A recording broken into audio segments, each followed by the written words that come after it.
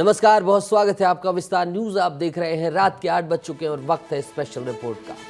तो चलिए तमाम स्पेशल रिपोर्ट का रुख करते हैं और पहली रिपोर्ट रहेगी आज उसी खबर की जिसकी चर्चा पूरे दिन रही। जी हाँ, पीएम मोदी ने अपने विकसित भारत के संकल्प को फिर दोहराया। एनडीए संसदीय दल का नेता चुने जाने के बाद उन्होंने कहा कि अब रुकने का समय नहीं है, विकसित भारत के लिए जुटने का समय है। उन्होंने अपने तीसरे कार्यकाल में भारत की अर्थव्यवस्था को तीसरे नंबर पर लाने का संकल्प लिया। तो एनडीए के साथियों ने भी मोदी को भरोसा दिया कि वो हर कीमत पर उनके संकल्प के साथ है।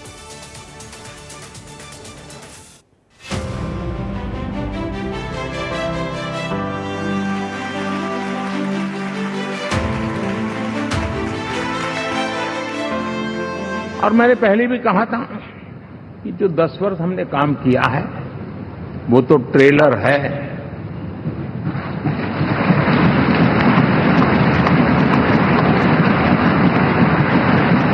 और वो मेरा चुनावी वाक्य नहीं था, ये मेरा कमिटमेंट है। हमें और तेजी से और विस्तार से और तेज गति से देश के आकांक्षाओं को पूर्ण करने में रत्ती भर भी विलंब नहीं करना है।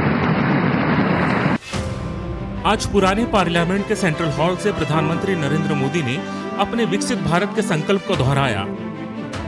तीसरे टर्म में भारत तीसरी सबसे बड़ी अर्थव्यवस्था बने, इसका रोड मैप भी बताया। मोदी ने कहा, सरकार चलाने के लिए बहुमत आवश्यक है, लेकिन देश चलाने के लिए सर्वमत बहुत जरूरी होता है। देशवासियों को विश्वास दिलाना चाहता हूँ, आपने जिस तरह बहुमत देकर सरकार चलाने का मौका दिया है, हम सब मिलकर सरकार चलाने का प्रयास करेंगे और देश के विकास में कोई कोर कसर नहीं छोड़ेंगे। मोदी ने कहा, हम विकास का नया अध्याय लिखेंगे, गुड गवर्नेंस का नया अध्याय लिखेंगे, जनता जनार्दन की भागीदारी का नया अध्याय लिखेंगे और सब मिलकर के विकसित भारत के सपने को साकार करके रहेंगे।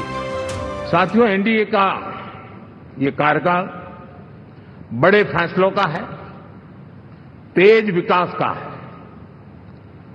और अब हम समय गंवाना नहीं चाहते कि हम 5 नंबर की इकोनॉमी से 3 नंबर की इकोनॉमी पर पहुंच रहे हैं। प्रधानमंत्री नरेंद्र मोदी एनडीए का मतलब भी समझा गए। कहा कि एक तरफ एनडीए है तो दूसरी तरफ भारत के सपने और संकल्पों को रखता हूं, क्योंकि एनडीए का मतलब new India, developed India, inspirational India है। और मैं साथियों एक तरफ एनडीए रखूं, दूसरी तरफ भारत के लोगों के सपने और संकल्पों को रखूं, तो मैं कहूंगा NDA, new India, develop India, aspirational India.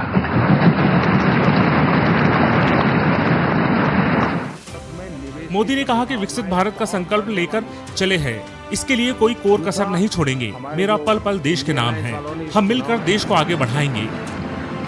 मेरे लिए जन्म सिर्फ और सिर्फ वन लाइफ वन मिशन, और वो है मेरी भारत माता। ये मिशन है 140 करोड़ देशवासियों के सपनों को पूरा करने के लिए खप जाना। मोदी ने भारत की ताकत को याद दिलाते हुए कहा कि ये भारत की ताकत ही है कि भारत अलग अलग शहरों में G20 की 200 से ज्यादा बैठकें हुई। हमने उन बैठकों को दिल्ली तक सीमित नहीं रखा, वहां के नेताओं ने भारत के कोने में जाकर देखा और आज भारत की विविधता की बात कर रहे हैं। आपने देखा G20 समिट हम एक जगह पे कर सकते थे, हम भी मालाएं पहन करके फोटो निकलवा सकते थे, लेकिन हिंदुस्तान के अनेक शहरों में 200 से ज्यादा मीटिंगें हुई और दुनिया भर के नीति निर्धारक जो कहे G20 देशों के और बाकी भी 5-7 देशों के, वो हिंदुस्तान के कोने कोने में गए, उनके देशों में जाकर के भारत की विविधता, भारत की विशालता, इसकी चर्चा कर रहे हैं। उनके लिए आश्चर्य है, हमने तो दिल्ली आकर के वापस जाते थे, पता ही नहीं था कि देश इतना बड़ा है। तो अपनी एक ताकत का परिचय हुआ है। बिहार के मुख्यमंत्री नीतीश कुमार ने भी प्रधानमंत्री नरेंद्र मोदी को भरोसा दिलाया कि मोदी के साथ हर कदम पर साथ है। अब पूरा भरोसा है कि जो कुछ भी बचा है अगली बार ये सब पूरा कर देंगे और जो भी हर राज्य का है और हम लोग पूरे तौर पर सब दिन इनके साथ रहेंगे और पूरे तौर पर जो कुछ भी है आज जिस तरह से भी ये करेंगे बहुत अच्छा है। एलजेपी प्रमुख चिराग पासवान ने भी प्रधानमंत्री के संकल्प और इच्छा शक्ति की जमकर तारीफ की। कहा, मोदी में ही वो इच्छा शक्ति है जो देश को आगे ले जा सकता है। सामने हम लोग गर्व से कहते हैं कि भारत देश की 5वीं सबसे बड़ी अर्थव्यवस्था बना, तो ये देन आपकी है। भारत की जनता को सर आप पर पूरा विश्वास है। आप ही में सर वो इच्छा शक्ति है जो गांव और शहर की दूरी को मिटा सकता है। आप ही में वो इच्छा शक्ति है जो अमीर और गरीबी के फासले को पार सकता है। आप ही में वो इच्छा शक्ति है सर जिसने ये लक्ष्य रखा कि 2047 तक भारत को हम लोग विकसित देश बनाएंगे और भारत को विकसित देश बनाने की ओर आप ही हम लोगों को लेकर चल सकते हैं। चंद्रबाबू नायडू ने संबोधित करते हुए भरोसा जताई कि पिछले 10 साल में भारत में बड़ा बदलाव देखने को मिला है और भारत दुनिया में 5वीं सबसे बड़ी अर्थव्यवस्था बनकर उभरा है। नायडू ने आगे कहा कि देश की इकोनॉमी की ये तेज रफ्तार इसी तरह जारी रहेगी और पीएम मोदी के नेतृत्व में भारत इस बार तीसरी सबसे बड़ी अर्थव्यवस्था बनेगा। India proud globally, that is his biggest achievement for the country. Now under his leadership we have reached 5th largest economy in the world. Now, we are confident during this tenure he is going to make India 3rd largest economy in the world in near future. It is going to happen. आज एक मंच पर NDA के नेताओं ने मोदी पर भरोसा जताया। मोदी भारत की आकांक्षाओं पर खरा उतरने के लिए सभी घटक दलों से सहयोग मांग रहे हैं, क्योंकि भारत को आगे बढ़ने के लिए सभी को एक साथ आगे बढ़ना होगा, काम में जुटना होगा। ब्यूरो रिपोर्ट, विस्तार न्यूज।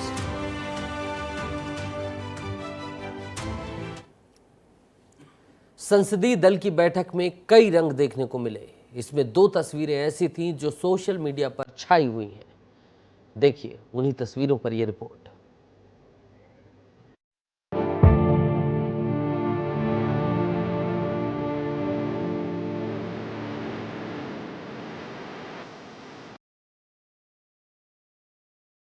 पुरानी संसद भवन के सेंट्रल हॉल की ये बेहद खूबसूरत तस्वीर देखने को मिली। पहली तस्वीर सुषमा स्वराज की बेटी बांसुरी स्वराज की है, जो वही दूसरी तस्वीर रामविलास पासवान के बेटे चिराग पासवान की है। इतिहास में सबसे लंबे समय तक चले 2024 के आम चुनावों में यूं तो अलग अलग कई तस्वीरें देखने को मिली, लेकिन विरासत में मिली राजनीति के 2 चेहरे पूरे चुनाव में चर्चा में रहे।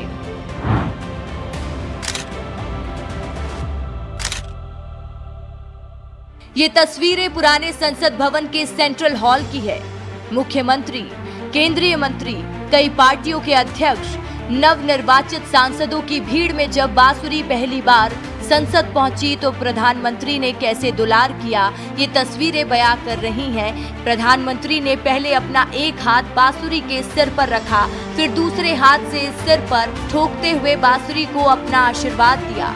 दिवंगत सुषमा स्वराज की बेटी और भाजपा की बांसुरी स्वराज ने लोकसभा में पहली बार नई दिल्ली सीट में जीत हासिल की है।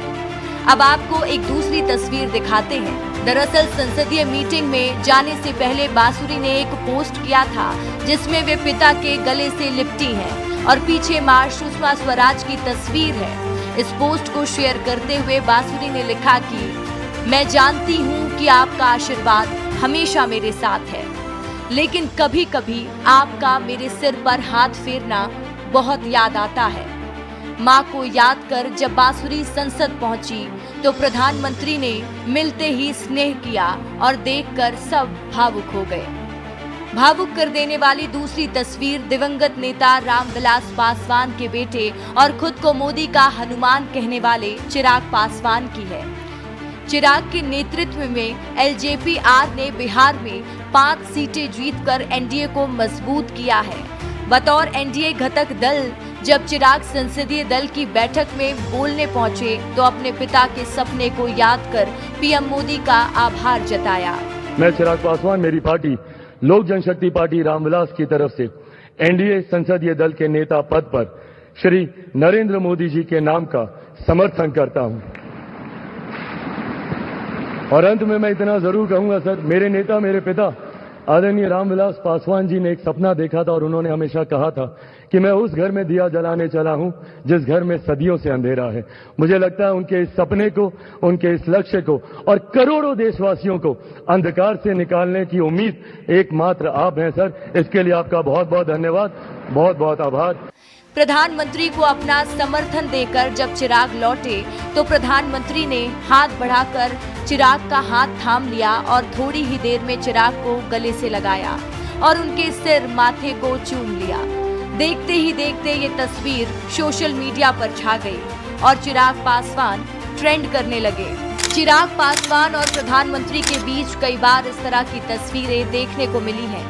आपको बता दें कि ऐसी ही एक तस्वीर पिछले साल जुलाई 2023 में हुई एनडीए की बैठक में सामने आई थी। चिराग ने प्रधानमंत्री के पैर छुए और प्रधानमंत्री ने चिराग को गले से लगा लिया। चुनाव के बीच भी प्रधानमंत्री और चिराग के इमोशनल रिश्ते की झलक दिखती ही रही। हमारे लिए ये पहला ऐसा चुनाव है जब बिहार के बेटे दलितों, वंचितों के प्रिय और मेरे परम मित्र पद्म विभूषण से सम्मानित रामविलास पासवान जी हमारे बीच नहीं है। मुझे संतोष है कि रामविलास जी के विचार को मेरा छोटा भाई चिराग पासवान पूरी गंभीरता से आगे बढ़ा रहे हैं। जैसे पापा हमेशा मेरे बारे में मन से बोलते थे, आज उन्होंने उसी तरीके से मेरे बारे में मन से जो बातें कही, मेरे लिए ये बातें बहुत मायने रखती हैं।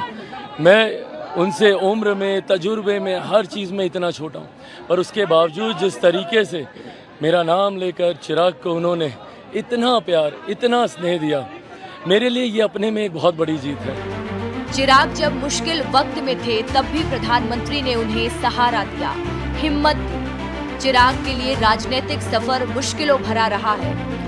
एक ऐसा वक्त भी था जब उनकी पार्टी खत्म होने की कगार पर आ गई थी। साथ ही उनके अपने भी उनका साथ छोड़ने लगे थे। चाचा पशुपति पारस ने बगावत कर अलग पार्टी ही बना ली, लेकिन प्रधानमंत्री मोदी का विजन और आशीर्वाद से 2024 का चुनाव चिराग के लिए नए सवेरे की तरह आया और चिराग ने बिहार में सभी 5 सीटें जीतकर अपने पिता की बनाई पार्टी को और मजबूत कर दिया। ब्यूरो रिपोर्ट, विस्तार न्यूज। 4 जून ये वो तारीख है जिसे ना तो बीजेपी भूलेगी, ना ही कांग्रेस समेत इंडिया गठबंधन के तमाम नेता। जो 400 पार का नारा बीजेपी दे रही थी, उसकी खूब धज्जियां उड़ी। सोशल मीडिया, टीवी चैनलों पर जमकर बयानबाजी चली कि बीजेपी अब पूर्ण बहुमत में नहीं है तो नरेंद्र मोदी के तेवर फीके पड़ जाएंगे। पर आज सेंट्रल हॉल में बीजेपी संसदीय दलों की बैठक होती है, जहां नरेंद्र मोदी वही पुराने अंदाज में नजर आए और वही तेवर दिखाते हुए नजर आए। स्वागत है भाई, स्वागत है। भारत माता की।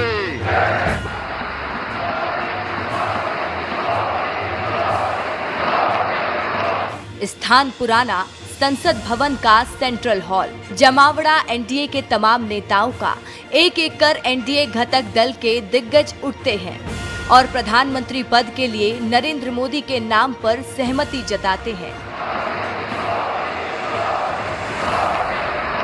भारतीय जनता पार्टी के संसदीय दल के नेता एवं एनडीए के संसदीय दल के नेता व लोकसभा के नेता के रूप में माननीय नरेंद्र मोदी जी के नाम का प्रस्ताव करता हूं। ये तीनों प्रस्ताव जो श्रीमान राजनाथ सिंह जी ने रखे हैं, इनका मनपूर्वक समर्थन करता हूं। I proudly propose the name of Sri Narendra Modi ji on behalf of Telugu Desam Party for the post of Prime Minister of this great nation. आदरणीय श्री नरेंद्र मोदी जी को भारत के प्रधानमंत्री पद के लिए समर्थन देती है। जो प्रस्ताव रखा है उसका अनुमोदन करता हूं। मैं चिराग पासवान, मेरी पार्टी लोक जनशक्ति पार्टी रामविलास की तरफ से एनडीए संसदीय दल के नेता पद पर श्री नरेंद्र मोदी जी के नाम का समर्थन करता हूं। राजनाथ सिंह जी ने जो प्रस्ताव रखा है मैं हमारे बाला साहब ठाकरे जी के विचार वाली शिवसेना के पार्टी के तरफ से पूरा समर्थन देता हूं। ये सहमति काफी थी नरेंद्र मोदी को उसी पुराने तेवर में लौटने के लिए। 2 दिनों में मोदी के मूड का रंग और मिजाज सब कुछ बदला हुआ नजर आ रहा था। पूरे कार्यक्रम में चेहरे पर वही शौर्य, वही खुशमदीद हाव भाव और भाषण में वही हलक, सब कुछ वैसा ही जैसा चुनाव परिणाम से पहले था। का हाल चाल बा? ने उनको चुप कर दिया। ये ताकत है भारत के लोकतंत्र की। जरा ये तस्वीर देख लीजिए, मोदी और नीतीश की जोड़ी। कैसे नीतीश कुमार नरेंद्र मोदी के सम्मान में झुकते हैं।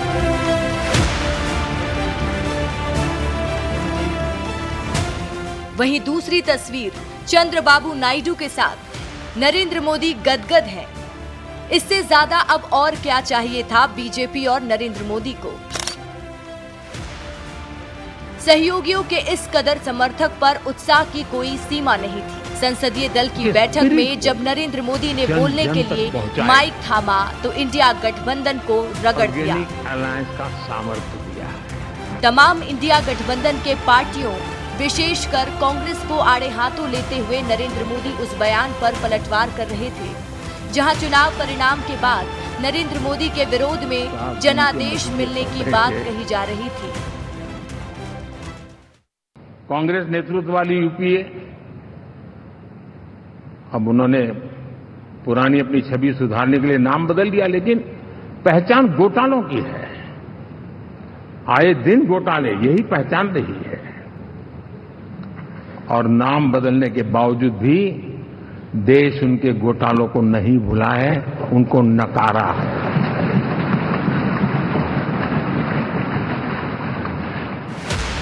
इंडिया गठबंधन का नाम, काम और ताजा अंतर्कलह के मामलों पर नरेंद्र मोदी कहां चुप रहने वाले थे। सत्ता सुख का हवाला, गरीब किसानों का अपमान, ये सारे शब्द पुराने संसद भवन के सेंट्रल हॉल में जब गूंज रहे थे तो नवनिर्वाचित सांसद कांग्रेस और उसके सहयोगी दलों की चुटकी पर जमकर तालियां बजा रहे थे। और मैं कह सकता हूं साथियों, इंडी अलायंस वालों ने एक व्यक्ति का अपोज करने के वन पॉइंट एजेंडा के कारण देश की जनता ने उनको ही ऑपोजिशन में बिठा दिया है।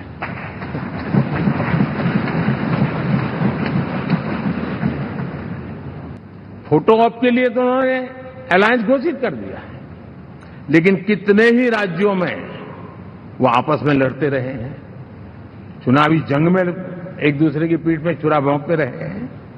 कभी उन्होंने कहा कि ये तो हमारा वैचारिक अलायंस है, वो विचार लेवल पर ठीक है, बाकी नीचे तो हमारा अपना हम तैयार करेंगे। ईवीएम एक ऐसा मुद्दा जिसको लेकर जमकर बवाल हुआ है। समय समय पर इलेक्ट्रॉनिक वोटिंग मशीन पर लांछन लगता आया है। राजा की आत्मा ईवीएम में है, उसका खर्चा उस कैंडिडेट को देना होगा जो उसकी मांग करता है।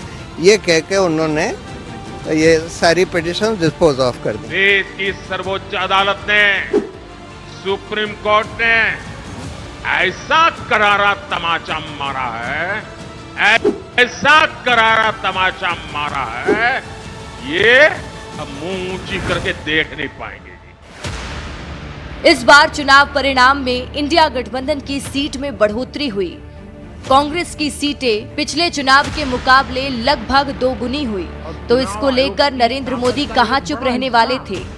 आपने सदन में नरेंद्र मोदी का चुटकी लेने का अंदाज तो देख ही लिया होगा। हम दुनिया के सामने भारत को भी बदनाम कर लें, ये षड्यंत्र का हिस्सा था।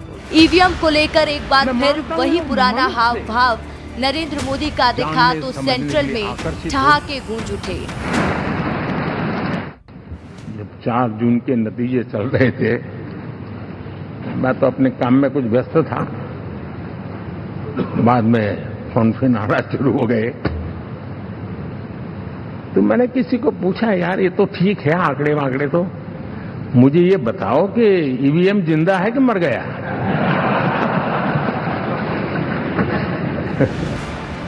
सुना आपने, भारत के लोकतंत्र, चुनाव आयोग की शक्ति, भारत की प्रशासनिक व्यवस्था जैसे तमाम विषयों पर सेंट्रल हॉल से इंडिया गठबंधन के उन सभी नेताओं को संदेश दिया गया जो बीजेपी पर संविधान हनन करने का आरोप लगाते थे, नरेंद्र मोदी के तेवर कड़े थे। दुनिया भर में भारत के लोकतंत्र की धज्जियां उड़ाने वाले विपक्ष की जमकर क्लास लगाई गई। ये लोग तय करके बैठे थे कि भारत के लोकतंत्र और लोकतंत्र की प्रक्रिया के प्रति विश्वास ही लोगों का उठ जाए, और लगातार ईवीएम को गाली देना। और मुझे तो लगता था कि शायद इस बार वो ईवीएम की अर्थी का जुलूस निकालेंगे। सुना आपने, सोशल मीडिया से लेकर सड़क तक हर जगह ऐसी चर्चा हो रही थी कि बीजेपी की सीट कम आने पर शायद नरेंद्र मोदी की हनक फीकी न पड़ जाए। आज नरेंद्र मोदी ने इन सारे कयासों पर विराम लगाया। गठबंधन के नेताओं के साथ साथ जब प्रधानमंत्री का गर्मजोशी वाला संबंध हो तो फिर किस बात की चिंता। ब्यूरो रिपोर्ट, विस्तार न्यूज। नरेंद्र मोदी पास बैठे हुए थे और नीतीश कुमार उनकी तारीफों के पुल बांध रहे थे, और इसमें नीतीश ने अपने चिरपरिचित अंदाज में कुछ कहा भी नहीं और मोदी से बहुत कुछ मांग भी लिया। दरअसल अपने छोटे से भाषण में नीतीश ने पीएम मोदी को विशेष राज्य के दर्जे की मांग एक नहीं 2 बार इशारों में समझाई। मोदी भी नीतीश के इस खास अंदाज पर खिलखिलाकर हंस पड़े, लेकिन मोदी की जमकर तारीफ की।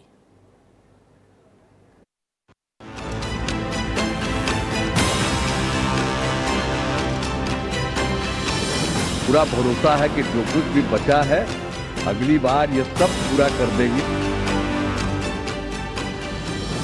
तो इस बार हम देखें कि कुछ इधर उधर कुछ जीत गया है, अगली बार सब हारेगा। अब आप एतबार को करने वाले हैं, तो हम तो चाहते थे कि आजो हो जाता तो अच्छा था। राजनाथ सिंह के प्रस्ताव पर अनुमोदन करने उठे नीतीश कुमार भी आज अलग रंग में दिखे। जब से चुनाव परिणाम आए हैं तब से नीतीश बाबू को लेकर कई तरह की अटकलें लगाई जा रही थी। वो इधर रहेंगे या उधर रहेंगे। जेडीयू के नेता बार बार ये साफ करते रहे और मीडिया के सवाल का जवाब देते रहे कि हम चट्टान की तरह एनडीए के साथ खड़े हैं। नीतीश कुमार भी आज कुछ इसी अंदाज में नजर आए। एनडीए संसदीय दल की बैठक में बिहार के मुख्यमंत्री और जनता दल यूनाइटेड प्रमुख नीतीश कुमार ने प्रधानमंत्री नरेंद्र मोदी की जमकर तारीफ की। उन्होंने कहा कि 10 साल से बतौर प्रधानमंत्री मोदी ने बहुत अच्छा काम किया। अब पूरा भरोसा है कि जो भी बचा है अगली बार ये सब पूरा कर देंगे, जो भी हर राज्य का है वह भी। हम लोग पूरे तौर पर सब दिन उनके साथ रहेंगे, पूरे तौर पर जो भी कुछ करेंगे, जिस तरह से ये करेंगे सब अच्छा है। 10 साल से ये प्रधानमंत्री हैं और फिर प्रधानमंत्री होने जा रहे हैं, और इन्होंने पूरे देश की सेवा की। अब पूरा भरोसा है कि जो कुछ भी बचा है अगली बार ये सब पूरा कर देंगे, और जो भी हर राज्य का है, और हम लोग पूरे तौर पर सब दिन इनके साथ रहेंगे, और पूरे तौर पर जो कुछ भी है आज जिस तरह से भी ये करेंगे बहुत अच्छा है। कम सीटों को लेकर भी नीतीश ने मोदी के प्रति अपना भरोसा जाहिर किया। विपक्ष पर इंडिया गठबंधन पर प्रहार करते हुए कहा कि इस बार जो लोग कुछ इधर उधर जीत गए हैं, जब अगली बार आप आइएगा तो वो सब हारेंगे। हमें पूरा भरोसा है ये सब बिना मतलब का बात गोल मोल करके क्या किया है। उन लोगों ने आज तक कोई काम नहीं किया, कोई देश सेवा नहीं की। आपने इतनी सेवा की है, इसीलिए बिहार का भी अब सब हो ही जाएगा। जो कुछ बचा है हम वो भी कर देंगे। हम लोग पूरे तौर पर जो आप चाहिएगा उस काम के लिए हम सब लगे रहेंगे। नीतीश की इस बात पर मोदी भी ठहाके मारते हंसने लगे। और आप जान लीजिए कि कुछ लोग, हम लोगों को तो अब लगता है कि अगली बार जो आप आइएगा ना, तो इस बार हम देखें कि कुछ इधर उधर कुछ जीत गया है, अगली बार सब हारेगा, हमको पूरा भरोसा है। ये सब बिना मतलब का बात बोल बोल करके क्या किया है? और ये सब कोई काम किया है? उन लोगों ने आज तक कोई काम नहीं किया, देश की कोई सेवा नहीं की है।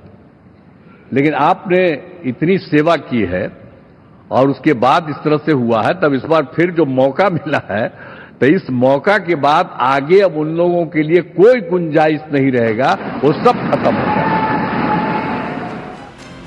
नीतीश ने मोदी को भरोसा दिलाने में कोई कसर नहीं छोड़ी। बहुत अच्छा हुआ, हम जितने साथ हैं बहुत अच्छा है, हम मिलकर चलेंगे, हम पूरा आपके साथ रहेंगे, आप पूरे देश को लेकर आगे बढ़ेंगे, यही हम लोगों को कहना है। मेरा आग्रह यही है कि जल्द से जल्द आपका काम शुरू हो जाए, शपथ ग्रहण हो जाए। आप इतवार को करने वाले हैं, हम तो चाहते हैं कि आज ही हो जाता तो अच्छा था। जितना तेजी से काम हो जाएगा तो अच्छा है। आपके नेतृत्व में सब लोग काम करेंगे, हम लोग सब इनके साथ रहेंगे, एक साथ होकर जो भी करेंगे उनकी बात को मानते हुए आगे चलेंगे। अब बिहार, आज देश बहुत आगे बढ़ेगा। अब बिहार का भी तो सब काम हो ही जाएगा, जो कुछ भी बचा हुआ है उसको ही कर देंगे। सबसे पुराना इलाका है, तो इसीलिए हम लोग तो पूरे तौर पर हर तरह से जो आप चाहिएगा उस काम के लिए हम लोग लगे रहेंगे और बहुत अच्छा होगा। अब जितने लोग साथ हुए हैं अब बहुत अच्छा है और सब लोग बहुत अच्छे ढंग से अपनी बात कर रहे हैं, तो सब लोग ठीक हैं। हम मिल करके सब लोग चलेंगे और हम लोग पूरा आपके साथ रहेंगे और आप पूरे देश को कितना आगे बढ़ाएंगे ये बहुत खुशी की बात होगी। यही हम लोगों को कहना है। नीतीश कुमार ने अपने भाषण के बाद एक बार फिर पीएम मोदी के पैर छूकर सम्मान जताया। आपको याद होगा कि नवादा में चुनावी रैली के दौरान भी नीतीश ने मोदी के पैर छुए थे, जिस पर बहुत राजनीतिक बवाल मचा था। लेकिन एक बात तो तय है, बदले बदले नीतीश कुमार की बात इंडिया गठबंधन को बिल्कुल अच्छी नहीं लगेगी। ब्यूरो रिपोर्ट, विस्तार न्यूज। चलिए बढ़ते हैं आगे और बात करते हैं अब पूर्व सीएम कमलनाथ की। कमलनाथ के गढ़ कहे जाने वाले छिंदवाड़ा को बीजेपी ने लोकसभा 2024 में ध्वस्त कर दिया, जिसके बाद कमलनाथ दिल्ली पहुंचे और कमलनाथ के सामने अपनी हार का कारण बताया और चर्चाएं की। क्या है पूरी खबर, किसके माथे फोड़ा है हार का ठीकरा, सब कुछ देखिए विस्तार से। मध्य प्रदेश लोकसभा चुनाव में कांग्रेस को मिली बड़ी हार के बाद पूर्व मुख्यमंत्री कमलनाथ शुक्रवार को दिल्ली पहुंचे और कांग्रेस संसदीय दल की अध्यक्ष सोनिया गांधी के आवास से रवाना हुए, जहां मुलाकात के बाद उन्होंने छिंदवाड़ा में हुई हार का कारण प्रशासन, धन बल और जनता के बहक जाने को बताया। ये पूरा प्रशासन का उपयोग, पैसे का उपयोग, दुरुपयोग, सब छोटे छोटे लोगों को बड़े बड़े पैसे देना, यही इनका कारण था। जनता बहक गई। कांग्रेस नेता कमलनाथ कांग्रेस संसदीय दल की अध्यक्ष सोनिया गांधी के आवास से रवाना हुए। उन्होंने ये भी बताया कि उन्होंने राज्यसभा सांसद सोनिया गांधी से मध्य प्रदेश और देश में मौजूदा राजनीतिक स्थिति पर चर्चा की, क्या हो रहा है और क्या होना चाहिए। साथ ही उन्होंने बताया कि चंद्रबाबू नायडू और नीतीश कुमार क्या कर रहे हैं उस पर भी नजर है। मध्य प्रदेश की बात करी और आज की जो राजनीतिक परिस्थितियां हैं देश में उसकी बात करी और क्या हो रहा है, क्या होना चाहिए, ये सब बातें हुई। और हम देख रहे हैं क्या करते हैं चंद्रबाबू नायडू और नीतीश कुमार। सर, इसके अलावा एक तरफ एनडीए गठबंधन सरकार बनाने की तैयारी में जुटा है, तो दूसरी तरफ इंडिया गठबंधन पर भी लोगों की नजर है। इस बीच मध्य प्रदेश के पूर्व मुख्यमंत्री और कांग्रेस नेता कमलनाथ ने कांग्रेस की पूर्व राष्ट्रीय अध्यक्ष सोनिया गांधी से दिल्ली में मुलाकात की है। कमलनाथ की गिनती कांग्रेस के सबसे अनुभवी नेताओं में होती है। ऐसे में सोनिया गांधी से उनकी यह मुलाकात बेहद अहम मानी जा रही है। ब्यूरो रिपोर्ट, विस्तार न्यूज। तीसरी बार नरेंद्र मोदी एनडीए संसदीय दल के नेता चुने गए। बैठक के बाद राजनीतिक गलियारों से कुछ ऐसी तस्वीरें निकल कर आईं जो चर्चा का विषय बन गईं। इन तस्वीरों में क्या है, जरा इस रिपोर्ट में देखिए।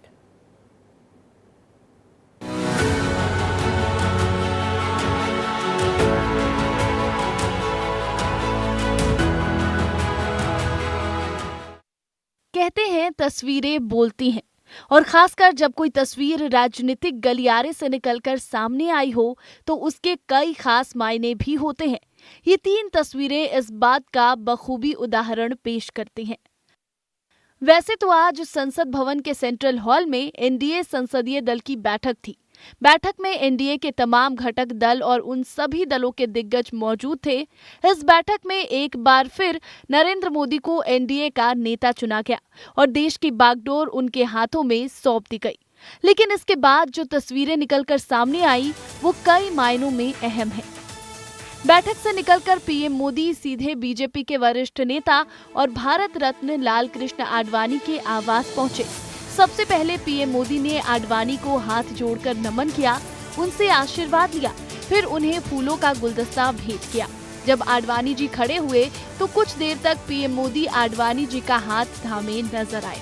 इस मुलाकात के दौरान लाल कृष्ण आडवाणी की बेटी प्रतिभा आडवाणी भी मौजूद रहीं। 2014 और 2019 में भी मोदी प्रधानमंत्री बनने के बाद आडवाणी से मिलने पहुंचे थे और उनका आशीर्वाद लिया था। तो आडवाणी जी के घर से निकलकर पीएम मोदी बीजेपी के वरिष्ठ नेता मुरली मनोहर जोशी के आवास पहुंचे। 90 साल के जोशी बीजेपी के संस्थापक सदस्यों में से एक हैं। पीएम मोदी ने जोशी जी को फूलों का गुलदस्ता दिया तो जोशी जी ने पीएम को दुपट्टा देकर उन्हें सम्मानित किया। दोनों ने कुछ देर बैठकर बातचीत की। दोनों ही नेताओं के चेहरे पर संतोष के भाव साफ नजर आ रहे थे। तो वहीं मुरली मनोहर जोशी भी पूरी तरह आश्वस्त नजर आए। यहाँ से निकलकर सबको लगा कि मोदी अब पीएम आवास जाएंगे, लेकिन एक बार फिर उन्होंने सबको चौंका दिया, क्योंकि वो सीधे पूर्व राष्ट्रपति रामनाथ कोविंद से मिलने उनके आवास पहुंच गए। उन्हें फूलों का गुलदस्ता भेंट किया। रामनाथ कोविंद ने मिठाई खिलाकर नरेंद्र मोदी को तीसरी बार पीएम बनने की बधाई दी। दोनों ही नेताओं के चेहरे पर मुस्कुराहट साफ झलक रही थी। वैसे तो ये केवल एक औपचारिक भेंट थी, लेकिन पीएम ने एक बार फिर बता दिया कि सभी वरिष्ठ नेताओं के मन में उनके लिए कितना सम्मान है। ब्यूरो रिपोर्ट, विस्तार न्यूज। तो लोकतंत्र के महापर्व की पिक्चर क्लियर हो चुकी है। एनडीए की सरकार ने 293 सीटों के साथ देश में बहुमत हासिल किया और पीएम नरेंद्र मोदी को अपना नेता भी चुन लिया। और जब देश के प्रधानमंत्री नरेंद्र मोदी तीसरी बार देश की बागडोर अपने हाथों में लेंगे तो वहां मध्य प्रदेश के भी दिग्गज मौजूद रहेंगे। और पीएम नरेंद्र मोदी या फिर कहें कि एनडीए गठबंधन की जीत पर एमपी के नेता प्रतिपक्ष ने भी तंज कसा है। क्या कुछ है, खबर देखिए।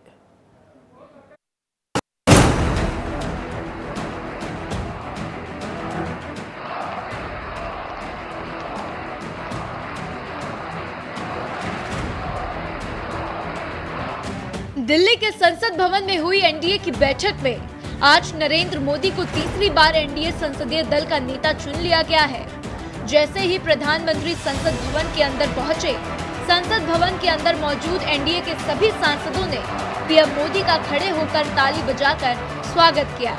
फिर पीएम मोदी ने संविधान को नमन किया और अपने माथे से लगाया। नरेंद्र मोदी के आने के बाद कार्यक्रम की शुरुआत हुई, जिसके बाद से तमाम दिग्गजों ने प्रधानमंत्री पद के लिए नरेंद्र मोदी के नाम का प्रस्ताव रखा। आज देश अपने आप को दशकों के लिए नहीं बल्कि सदियों के लिए मजबूत बनाने की दिशा में अग्रसर हो चुका है।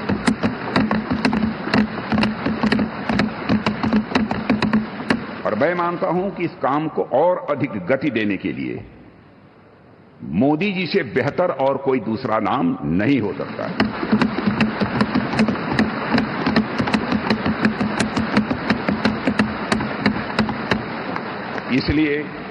इसलिए भारतीय जनता पार्टी के संसदीय दल के नेता एवं एनडीए के संसदीय दल के नेता व लोकसभा के नेता के रूप में माननीय नरेंद्र मोदी जी के नाम का प्रस्ताव करता हूं।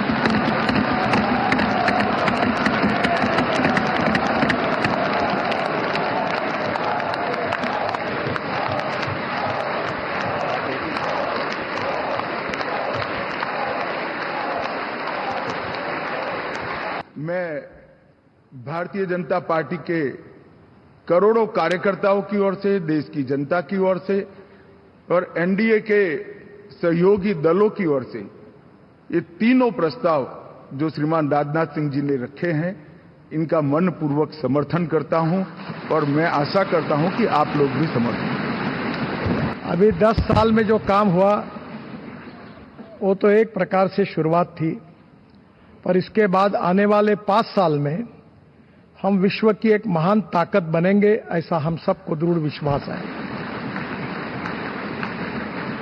मैं अपनी तरफ से आदरणीय मोदी जी को शुभकामनाएं और शुभेच्छाएं देता हूं और आदरणीय राजनाथ जी ने जो प्रस्ताव रखा है उसका अनुमोदन करता हूं और फिर से एक बार आप सबको धन्यवाद देता हूं। नमस्कार। एनडीए के घटक दलों ने सर्वसम्मति से प्रस्ताव पास करते हुए मोदी को अपना नेता और देश का मुखिया यानी कि पीएम की कुर्सी पर बैठने के लिए मोहर लगा दी है। अब वे 9 जून को रिकॉर्ड तीसरी बार पीएम पद की शपथ लेंगे। इस तरह से देश में मोदी 3.0 का दौर भी शुरू होने जा रहा है।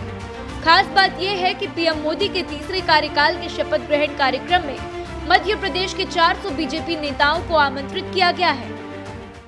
क्या हम लोग का यह मानना है कि देश के इतिहास में पहली बार कोई गैर कांग्रेसी नेता तीसरी बार प्रधानमंत्री बन रहा है और वो इतिहास उसने 10 साल में बदला था। और हम लोग को पूरा विश्वास है कि युवाओं के क्षेत्र में, मजदूरों के क्षेत्र में, कर्मचारियों के क्षेत्र में, विद्यार्थियों के क्षेत्र में और राष्ट्र हित में मोदी जी फिर कोई बड़े फैसले लेंगे जिससे देश का विकास होगा। आप देख रहे होंगे युवा मोर्चा और महिला मोर्चा में काफी उत्साह देखने को मिल रहा है। वो सभी यहाँ पे उपस्थित होकर मोदी जी को बधाई दे रहे हैं। रोडों पर इसको उत्सव के रूप में ले रहा है और अपना सौभाग्य मान रहा है कि मोदी जी वापस एनडीए के नेता बने। देश भर में एनडीए की सरकार ने लोकसभा 2024 के चुनाव में 293 सीट जीतकर पीएम नरेंद्र मोदी को एक बार फिर अपना प्रतिनिधि चुना है।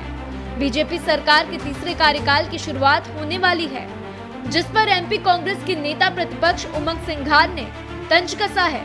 उन्होंने एनडीए गठबंधन की सरकार को बैसाखी वाली सरकार बताया है। मोदी जी ने करिश्मा तो दिखाना चाहा, लेकिन करिश्मा नहीं दिखा, लेकिन सहयोगी दल के माध्यम से नेता बन गए। तो मैं तो कई बार कह चुका हूँ कि जिस प्रकार से 400 पार का नारा देते थे लोग और जो कई पार्टियों की 30 से 35 40 पार्टियों की बैसाखियों पे वो कभी 400 पार नहीं कर सकती। मैंने कई बार चैनलों में कही। नरेंद्र दामोदर दास मोदी तीसरी बार देश का प्रतिनिधित्व करने वाले हैं, जिसके साक्षी एमपी के 400 नेता होने वाले हैं। देखना यह बेहद दिलचस्प होगा कि पीएम मोदी के तीसरे कार्यकाल में क्या कुछ इस देश की जनता को मिलता है। ब्यूरो रिपोर्ट, विस्तार न्यूज। मध्य प्रदेश सहित देश भर में लोकसभा चुनाव के लिए लगी आदर्श आचार संहिता अब हट गई है। इस संबंध में चुनाव आयोग ने अधिसूचना जारी कर दी है। करीब 80 दिन से ज्यादा आचार संहिता देश भर में लागू रही। इधर अधिसूचना जारी होते ही मध्य प्रदेश की मोहन सरकार ने रुके हुए सभी शासकीय कार्यों को ताबड़तोड़ अमलीजामा पहनाना शुरू कर दिया है। देखिए इस रिपोर्ट। मध्य प्रदेश में आचार संहिता खत्म होते ही सरकार ने एक्शन में आते ही सबसे पहले आधी आबादी को सौगात दे दी है। मोहन सरकार ने लाडली बहना योजना की किस्त जारी कर दी है। हालांकि ये किस्त हर महीने की 10 तारीख को जारी की जा रही है, लेकिन एमपी में बीजेपी की बम्पर जीत की सफलता के बाद मोहन सरकार ने आधी आबादी को तोहफे के रूप में ये राशि पहले जारी कर दी। दूसरी तरफ अब भोपाल में भी विकास कार्य के भूमि पूजन लोकार्पण हो सकेंगे तो प्रशासनिक स्तर पर भी काम किए जा सकेंगे। सीएम हेल्पलाइन के तहत भोपाल में 4000 से अधिक शिकायतें लंबित हैं। महापौर हेल्पलाइन पर भी लोग अब शिकायतें कर सकेंगे। समग्र आईडी, आधार, जाति प्रमाण पत्र, आयुष्मान, राशन कार्ड का हो सकेगा काम। पात्रता पर्ची, उज्ज्वला योजना, धन जन खाता जैसे कई कामों को भी निपटाया जाएगा। पेंशन प्रकरणों में भुगतान की स्थिति, राजस्व वसूली पर भी अफसर फोकस रखेंगे। वहीं दूसरी तरफ अब प्रदेश के मुखिया डॉक्टर मोहन यादव जल्द ही ब्यूरोक्रेसी में फेरबदल करने की तैयारी में है। आपको बता दें, मार्च 2024 में बीजेपी सुप्रीम सक्सेना के 2 साल पूरे हो चुके हैं, इसलिए उनको तुरंत बदलने की संभावना है। वहीं मुख्य सचिव वीरा राणा की जगह मुख्य सचिव पद के लिए 3 बड़े नामों पर बात की जा रही है। एमपी को मिलेगा नया मुख्य सचिव। वीरा राणा के बारे में 2 विकल्पों पर विचार। बीजेपी सुप्रीम सक्सेना के 2 साल मार्च 2024 में हुए पूरे। CS के प्रमुख दावेदार मोहम्मद सुलेमान, डॉक्टर राजेश राजौरा, SN मिश्रा। चर्चा में केंद्र में तैनात अनुराग जैन का नाम भी। मंत्रालय में अफसरों की सूची तैयार है। कुछ कलेक्टर्स का तबादला भी हो सकता है। मोहन सरकार एक बार फिर एक्शन मोड में दिखाई देगी। सरकार की कोशिश रहेगी जनता के दरबार में सुशासन और मजबूत सरकार की छवि बनाने, जिसको लेकर सरकार काम में जुट गई है। ब्यूरो रिपोर्ट, विस्तार न्यूज, भोपाल। इधर छत्तीसगढ़ में आचार संहिता खत्म होने के बाद अब बड़े पैमाने पर प्रशासनिक सर्जरी की तैयारी हो चुकी है। राज्य सरकार ने 3 IAS अधिकारियों के प्रभार बदल दिए हैं, तो अभी कई अधिकारियों के प्रभार में बदलाव होना है। बस नरेंद्र मोदी के शपथ ग्रहण का इंतजार है। लोकसभा का चुनाव परिणाम आने के साथ ही छत्तीसगढ़ में तबादलों का दौर शुरू हो गया है। राज्य सरकार ने 3 IAS अधिकारियों के प्रभार में बदलाव किया है। नीलेश कुमार क्षीरसागर कांकेर कलेक्टर बनाए गए हैं। अभिजीत सिंह को विशेष सचिव गृह एवं जेल विभाग का प्रभार मिला है। वर्तमान में अभिजीत सिंह कांकेर के कलेक्टर थे। वासु जैन को अपर सचिव योजना एवं सांख्यिकी विभाग का दायित्व मिला है। वासु जैन सारंगढ़ बिलाईगढ़ जिले में SDM के पद पर पदस्थ थे। उच्च प्रशासनिक सूत्रों की माने तो राज्य सरकार प्रधानमंत्री नरेंद्र मोदी के शपथ ग्रहण के बाद बड़े पैमाने पर प्रभार में बदलाव करेगी। नीलेश क्षीरसागर निर्वाचन आयोग में थे और भाजपा के पक्ष में परिणाम आने के बाद से उन्हें कलेक्टर की एक बार फिर जिम्मेदारी दी गई है। कांकेर लोकसभा क्षेत्र में कांग्रेस ने कड़ी टक्कर दी और भाजपा प्रत्याशी भोजराज नाग महज 1200 वोटों से जीत पाए।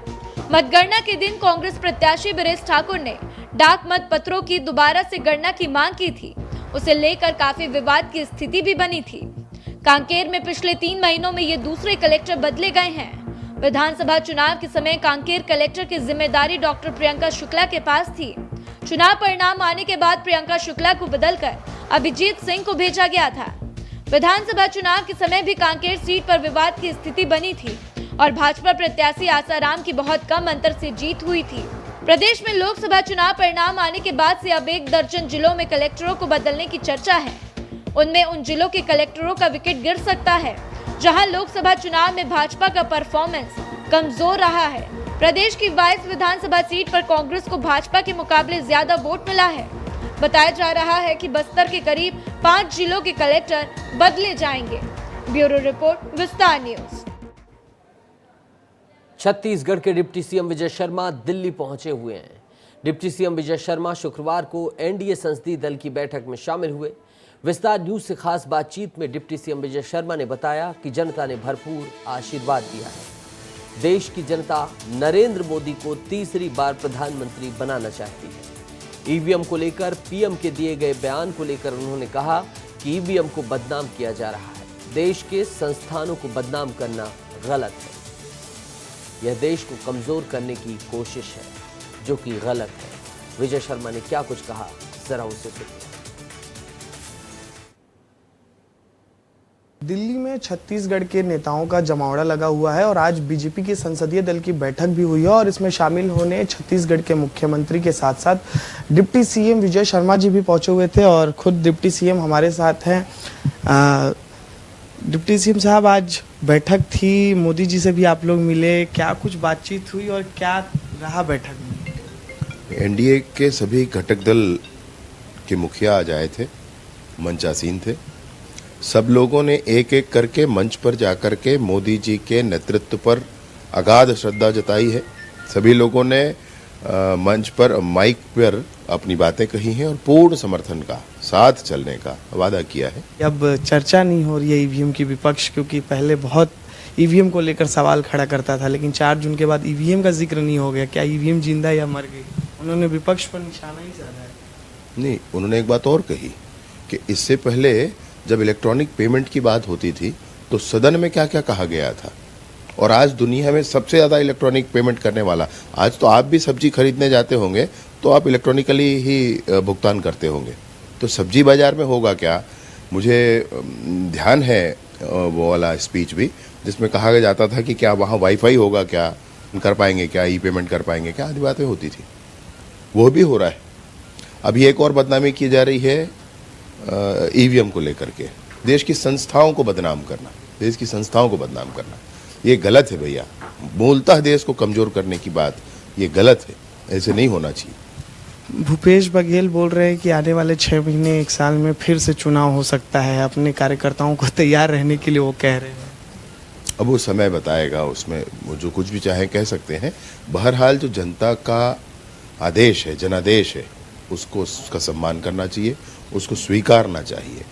जनादेश के विरुद्ध इस तरह से बातें करना यह तो गलत है, मैं सोचता हूँ।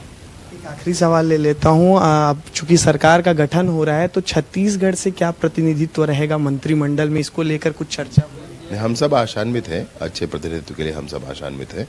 निसंदेह होगा ही होगा, क्यों नहीं होगा। बिल्कुल। तो देखिए हमारे साथ डिप्टी सीएम विजय शर्मा जी हैं, जो आज दिल्ली पहुंचे हुए थे भाजपा संसदीय दल की बैठक में शामिल होने, और उन्होंने आश्वासन दिया है कि निसंदेह जो है छत्तीसगढ़ से भी मंत्रिमंडल में जो है प्रतिनिधित्व मिलेगा। कैमरा पर्सन दुर्गेश साहू के साथ अनमोल तिवारी, विस्तार न्यूज, दिल्ली। समाज के वंचित और पिछड़े वर्ग के रोगियों को आधुनिक चिकित्सा प्रदान करने की नजर से श्री रावतपुरा सरकार अस्पताल विभिन्न निशुल्क शिविरों का आयोजन करता है। मानव सेवा और रोगियों को मुफ्त चिकित्सा देने के लिए 1 जून से 30 जून तक निशुल्क स्वास्थ्य शिविर आयोजित किया जा रहा है, जिसमें इलाज से लेकर दवाइयों की व्यवस्था मुफ्त में की जा रही है। देखिए किस तरह से सुविधा यहां आपको निशुल्क मिलेगी और आप लाभ लेकर आरोग्य रह सकेंगे, निरोग रह सकेंगे। श्री रावतपुरा सरकार हॉस्पिटल प्रदेश में सर्व सुविधा युक्त मुफ्त इलाज के लिए जाना जाता है। कोरोना काल के भयावह परिस्थितियों के बीच 5 जुलाई 2021 में अटल नगर नवा रायपुर में 635 बेड वाले अस्पताल और मेडिकल कॉलेज की नींव रखी गई। 200 से अधिक डॉक्टरों की टीम और 500 से अधिक नर्सिंग और पैरामेडिकल स्टाफ के साथ में अस्पताल विभिन्न बीमारियों का इलाज करता है। बड़े स्तर की चिकित्सा मुहैया करने के लिए चिकित्सकों, नर्सों और दूसरे मेडिकल पेशेवरों की टीम व्यापक सुविधाओं के साथ में रोगियों का देखभाल करती है। अस्पताल में अब तक 100 से ज्यादा डिलीवरी, सर्जरी, आंखों का ऑपरेशन सहित कई ऑपरेशन सफलतापूर्ण किए गए हैं। अस्पताल समय समय में विभिन्न सुदूर अंचलों पर शिविर का आयोजन कर लोगों को निरोगी बनाने में अपना सहयोग दे रहा है। अस्पताल में 16 ऑपरेशन थिएटर की मदद से कई ऑपरेशनों को सफलतापूर्ण अंजाम दिया गया। इसके अलावा अस्पताल में लगातार रिसर्च कर तकनीकों का भी विस्तार किया जा रहा है। मेरी सांस भर जाती थी और मेरे सीने में यहाँ पर वो क्या बोलते हैं पानी भर गया है, इसकी वजह से उसका इलाज चल रहा है मेरा, और बहुत बढ़िया इलाज हो रहा है। 1 हफ्ता हो गया आपको? जी, किस तरह से लग रही है यहाँ पे? बहुत अच्छी सुविधा है सर, यहाँ पे बहुत फैसिलिटी है। जिस हिसाब से सेवा कर रहे हैं, बहुत अच्छी सेवा कर रहे हैं ये लोग। सब निःशुल्क है, खाना भी निःशुल्क मिलता है, चाय है, नाश्ता है, इलाज भी, ट्रीटमेंट भी बहुत अच्छा होता है। सभी डॉक्टर देखते हैं आके, दोपहर में भी आते हैं, सुबह भी आते हैं, शाम में भी आते हैं, रात में भी आते हैं, और बहुत ही अच्छे तरीके से इलाज किया जा रहा है। एक ठीक गठान का सोगरी से, एक ठीक में पानी रही से बढ़िया से यहाँ के न खान पान यह वह साफ सुथरा बढ़िया है। ये तो करीबन 1 साल हो गया था, मार ही नहीं रहा था। कई प्रकार के दवाई, कई प्रकार का टॉनिक पी लिया था, मार ही नहीं रहा। यहाँ पे आने के बाद क्या सुविधा लग रही है? अब यहाँ के आने के बाद थोड़ा सा ठीक लग रहा है, बेहतर लग रहा है। अभी 2 दिन हुआ है ना सर, ज़्यादा दिन नहीं हुआ है। घुटना खराब हो गया है, नया पता नहीं अभी पैसा लगेगा कि नहीं, जो अभी तो नहीं बताए हैं। सुविधा कैसी लगी? यह सुविधा ठीक है अभी। तो मतलब कि अमरीकापुर में कराए थे तो वहाँ ठीक नहीं हुआ, सक्सेस नहीं हुआ। उसके बाद यहाँ आए तो यहाँ एक बार कराई, वो प्लेट उलट निकाले हैं इस बार निकाल, फिर अभी कल फिर इसका ऑपरेशन होगा। प्लेट डालेंगे और हड्डी सोच करेंगे। 635 बेड का मल्टी स्पेशलिटी हॉस्पिटल अस्पताल में 14 ऑपरेशन थिएटर मौजूद है। ब्लड बैंक की भी सुविधा है। मुफ्त एसी एम्बुलेंस की सुविधा है। विशेषज्ञों की अनुभवी टीम है। 24 घंटे आपातकालीन चिकित्सा की सुविधा है। एक्सरे, सोनोग्राफी सहित विभिन्न जांच सुविधा है। 14 रिसर्च लैब, पैथोलॉजी की भी सुविधा दी गई है। कोरोना काल में विभिन्न क्षेत्रों में हो रही समस्याओं को देखते हुए श्री रावतपुरा सरकार अस्पताल ने ये फैसला लिया कि विभिन्न क्षेत्रों में शिविर लगाकर रोगियों का मुफ्त इलाज किया जाएगा। इस क्रम को आज भी जारी रखा गया है और अस्पताल के 3 साल पूरा होने के उपलक्ष्य में 30 दिन का निशुल्क मेगा चिकित्सा शिविर का आयोजन भी किया जा रहा है, जिसमें मुफ्त इलाज, जांच, ओपीडी और बेड की व्यवस्था दी जा रही है, जिसमें अलग अलग बीमारियों का इलाज कराने आए मरीजों को बड़ी राहत मिल रही है। मुफ्त विशेषज्ञों द्वारा परामर्श, निशुल्क ऑपरेशन की सुविधा, मुफ्त मरीजों की भर्ती, मुफ्त खाना, मरीज के अटेंडेंट के लिए ठहरने की व्यवस्था। नमस्कार सबको। ये जो श्री रावतपुरा सरकार मेडिकल कॉलेज एंड हॉस्पिटल है, एक मेजर मेडिकल कॉलेज और सुपर स्पेशलिटी हॉस्पिटल के तौर पे किया गया है। मेडिकल कॉलेज जो है हमारे साथ इंक्लूडेड हैं, और ये जो हॉस्पिटल जहाँ पे बैठे हम लोग, ये हैं 635 बेड का super speciality tertiary care hospital है। और ये हॉस्पिटल में हम लोग पूरा क्षेत्र में सबसे बेहतरीन जो मेडिकल ट्रीटमेंट्स और सुविधाएं हैं मरीज के लिए सारे उपलब्ध कराए हैं, जैसे कि सीटी स्कैन से लेके डिजिटल एक्सरे और बाकी जो और एकदम अत्याधुनिक पैथोलॉजी लैब और साइटोलॉजी लैब, जितने भी डायग्नोस्टिक्स और रेडियो डायग्नोसिस वाले सुविधाएं हैं सब दिया गया है। और इसमें करीब करीब 12 क्रिटिकल डिपार्टमेंट सारे कवर है इसमें मरीजों के लिए।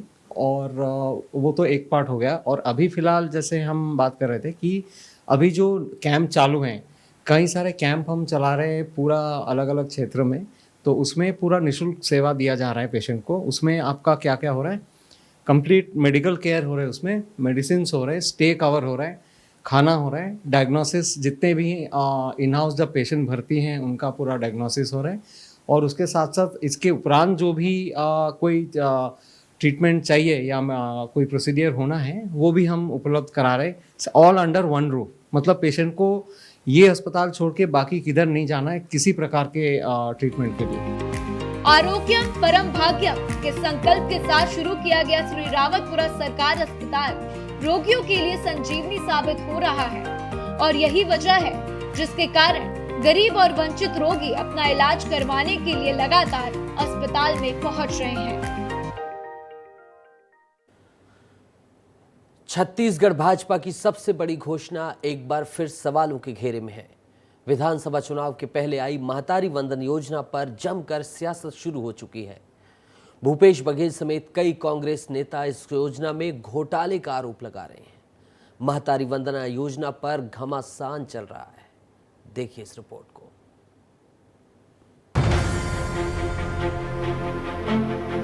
महतारी वंदन योजना को लेकर प्रदेश में बवाल मचा हुआ है। छत्तीसगढ़ की सियासत समझने वाले ऐसा मानते हैं कि 5 सालों तक विपक्ष में रही बीजेपी अगर फिर से सत्ता में वापसी कर पाई है तो उसके पीछे सबसे बड़ा कारण महतारी वंदन योजना है। इस योजना की घोषणा ने प्रदेश की आधी आबादी को साधने का काम किया। योजना के घोषणा का नतीजा यह हुआ कि छत्तीसगढ़ में महिलाओं ने सत्ता पलट दी। देश भर में इस योजना के कसीदे गढ़े जा रहे हैं, लेकिन कांग्रेस ने इस योजना पर सवालिया निशान लगा दिया है। पूर्व मुख्यमंत्री भूपेश बघेल ने अपने सोशल मीडिया एक्स पर पोस्ट लिखते हुए कहा कि महतारी वंदन योजना घोटाले की जांच हो और दोषियों पर कार्रवाई हो। वहीं अनिला भेड़िया ने भी महतारी वंदन योजना का जिक्र करते हुए सरकार को कटघरे में खड़ा किया है। पैसा इन लोग का वो स्वीकृत हुआ, जितने फॉर्म भराए उसके हिसाब से, तो ये जांच उनको पहले ही करवा लेना चाहिए था। अब अधिकारियों को दोषारोपण कर रहे हैं, तो गलती इनकी है। आप क्या कर रहे थे? आप तो कैबिनेट के मंत्री हैं, इतनी बड़ी मंत्री होने के बाद आपको पहले समीक्षा करना था। ये अब हमारे पूरा देश में लोगों को, अभी तो मैं अपने छत्तीसगढ़ राज्य की बात करूंगी, यहाँ महतारियों को बेवकूफ़ बनाने का काम कर रहे हैं लोगों ने। सुना आपने। आपको बता दें, प्रदेश में जब से बीजेपी की सरकार बनी तो 70 लाख महिलाओं को अब तक 4 किस्तों में योजना का लाभ मिल चुका है। लेकिन अपात्र महिलाओं को भी भुगतान मामले ने प्रशासन के कान खड़े कर दिए हैं। योजना में घोटाले की शिकायत पर महिला बाल विकास विभाग एक्शन में है। महिला बाल विकास मंत्री लक्ष्मी राज बाड़े ने कहा कि महतारी वंदन योजना की पूरी जांच कराई जाएगी।